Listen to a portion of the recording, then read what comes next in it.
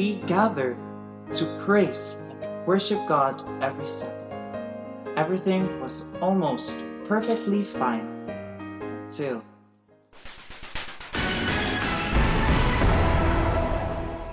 people employing patience, protection and distance. All good measures that countries should practice, according to the World Health Organization, but not enough, as they declared COVID-19 is now a pandemic. WHO has been assessing this outbreak around the clock, and we're deeply concerned both by the alarming levels of spread and severity and by the alarming levels of inaction. We have therefore made the assessment that COVID-19 can be characterized as a pandemic.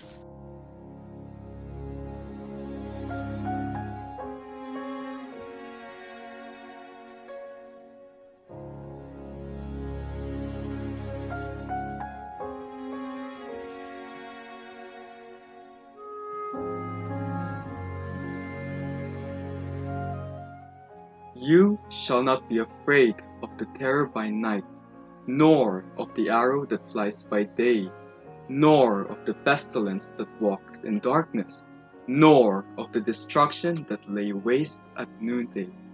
Psalms chapter 91, verse 5 through 6.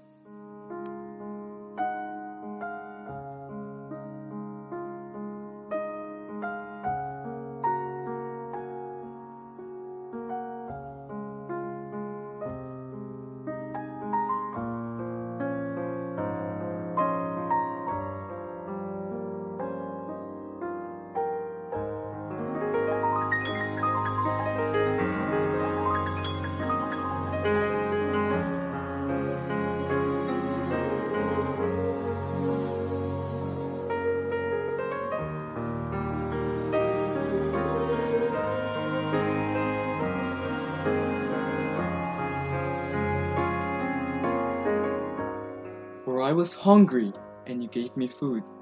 I was thirsty, and you gave me drink. I was a stranger, and you took me in. I was naked, and you clothed me. I was sick, and you visited me. I was in prison, and you came to me. Matthew chapter 25, verse 35 through 36.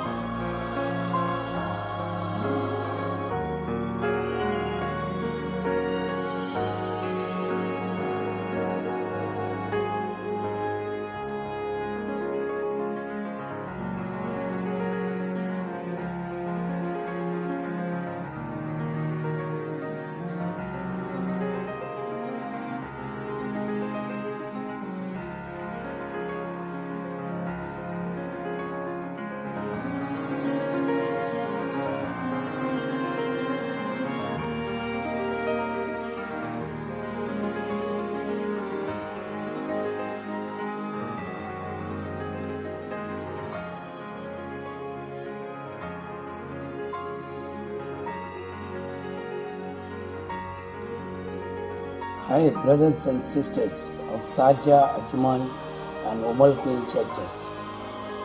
When we heard at the beginning of 2020 about the coronavirus just spreading and contagious, it changed the way of life in total. Social distancing becomes central in all personal relationships, including our families. It becomes so challenging to adjust and adapt to the new situation. Schools were closing down, churches were shutting down. It came to my mind, things never be the same.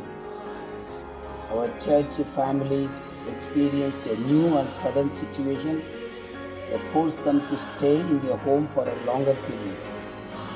When people began to worship God from their home through Zoom, I have sensed and praised to God that every Adventist home become an Adventist church.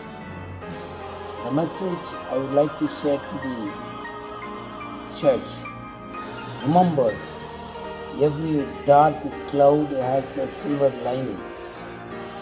Place yourself in God's hands so that He can reveal that silver lining.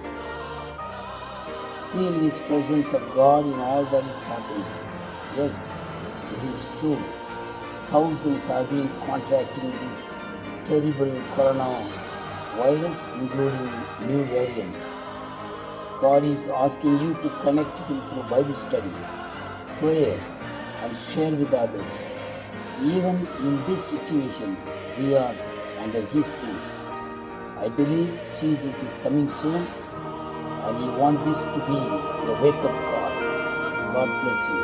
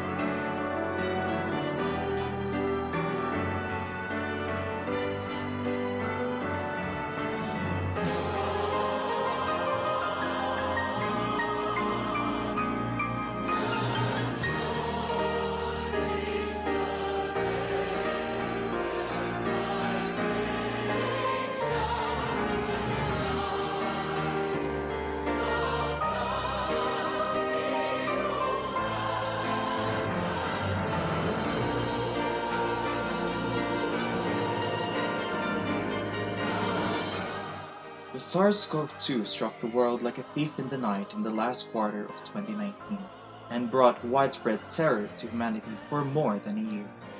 The coronavirus compelled us to stay at home as the lockdowns were enforced to avoid its spread. It forced everyone to slow down, pause from the daily routine, and shift to the internationally coined term, new normal. Having face mask, hand sanitizer, and social distancing as essentials. During the first few days, our minds were full of questions. Some even asked God why He allowed such to happen to His most precious creation. As the imposition of the lockdowns were extended, we started to ponder and fathom the answers to our questions. This pandemic has been a powerful wake-up call of the value of life and the importance of quality time spent with our loved ones over anything in this world. Yes, we missed attending gatherings and other forms of socialization, but we are thankful for the meals we share with our family and friends. We lost huge amount of money because of the salary cuts and forced leaves, but we are thankful because we still have a job. Some may have lost their jobs, but we are thankful because we are healthy and spared from the virus. Some were infected by the virus, but we are thankful because we are healed and alive. The microscopic view of the coronavirus reveals its resemblance to the thorns that was crowned to Jesus before He was crucified and died on the cross to save us. As witnesses of God's faithfulness and unconditional love to His children, we see this health catastrophe as a reminder that He is and will always be our only refuge and salvation, and that all the trials we face are just signs of Christ's second coming. The pandemic fired up the spirit of stewardship among us as we ensure the welfare of other members of the church. We gladly share whatever resources we have as we become the source of each other's hope and strength.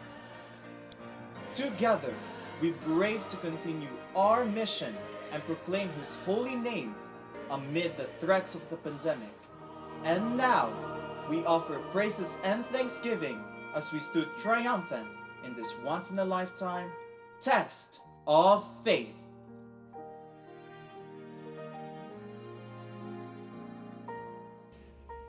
N'akwụkwọ ndị Rom isi nke 12 amaokwu 12, n'akụkụ olileanya unu na-aṅụrị n'ọṅụ, n'akụkụ mkpagbu unu na-enwere ntachi obi, n'akụkụ ekpere unu na-anọgidesi n'ike.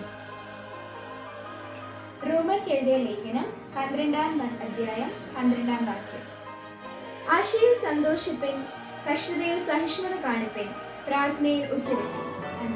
Abalumi essula 12 olunyiriri 12 wagamba nti kamusanyukira mu kusuubira nga mugumiikiriza mu kubonaabona era nga munyiikira mu kusaba.